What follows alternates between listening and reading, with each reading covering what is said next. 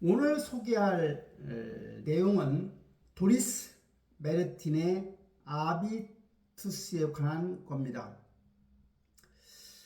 이 책의 내용은 사회적 문화적인 신분 차이를 전제로 논의하는 책이지요. 아비투스라는 용어가 과연 한국 사회에서도 적용이 될까요? 하는 의문은 있지만 그렇다고 해서 이걸 당연시해야 하는 게 올바를까요? 동시에 이 책의 내용에 담긴 메시지가 중요하다고 또 탁월하다고 하는 생각은 분명합니다.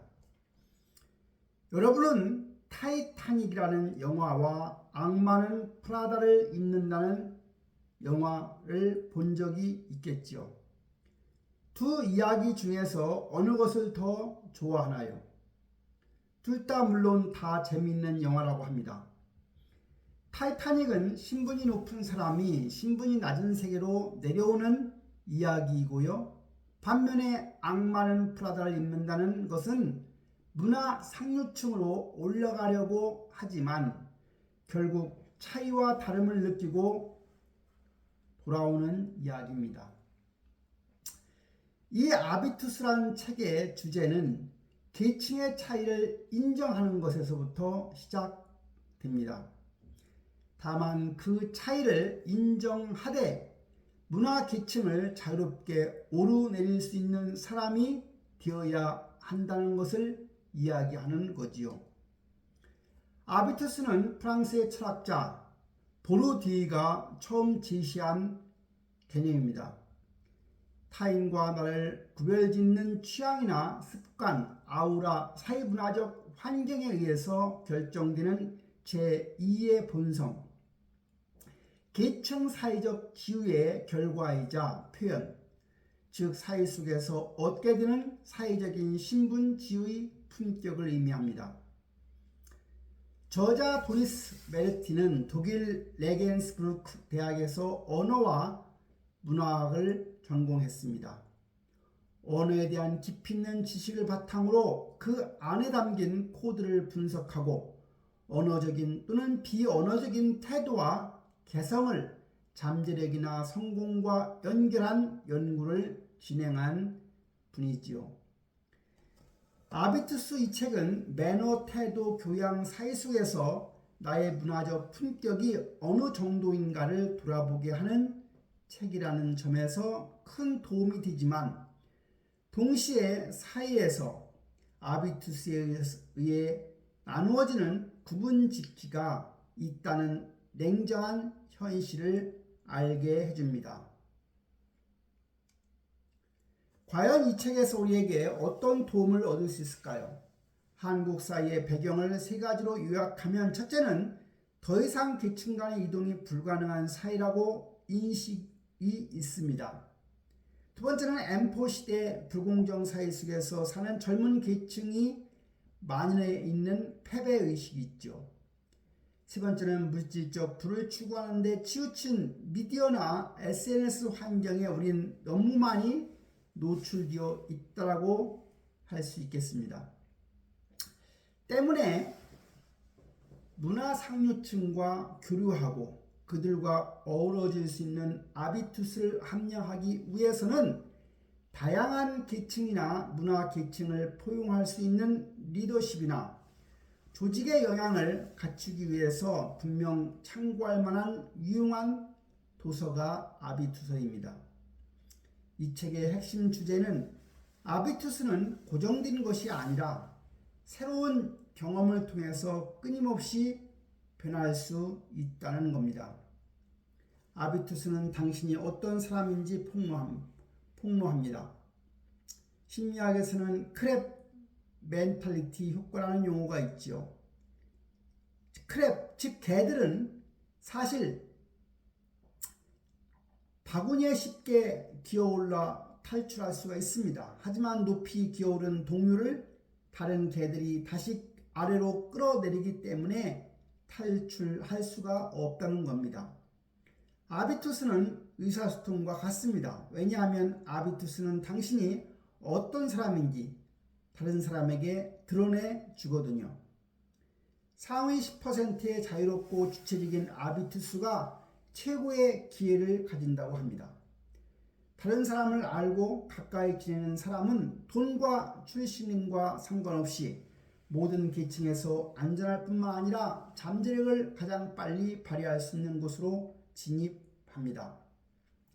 아비투스가 삶, 기회, 지위를 결정한다는 거죠. 사람은 각자 다른 조건을 갖고 삶을 시작합니다. 어디에서 태어나느냐에 따라 우리는 성공에 유리한 아비투스를 많이 혹은 적게 몸에 익히게 되지요.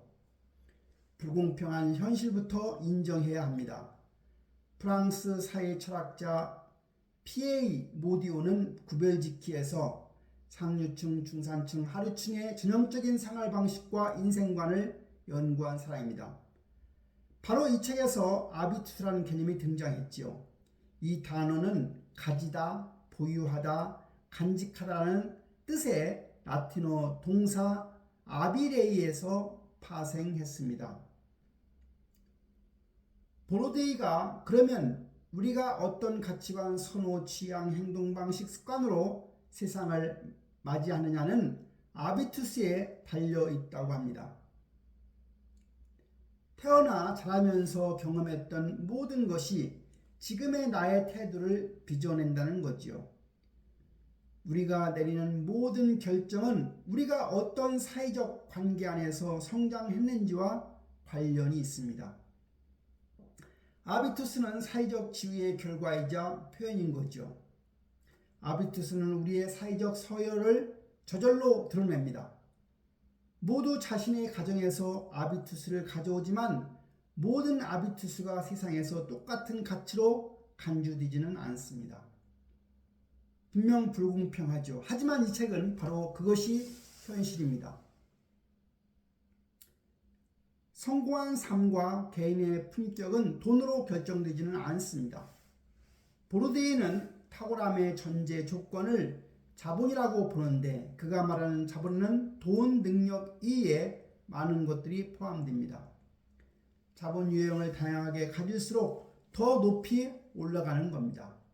아비투스를 결정하는 7가지 자본 유형에 대해서 살펴보겠습니다. 첫 번째는 심리자본입니다. 어떻게 생각하고 어디까지 상상하는가?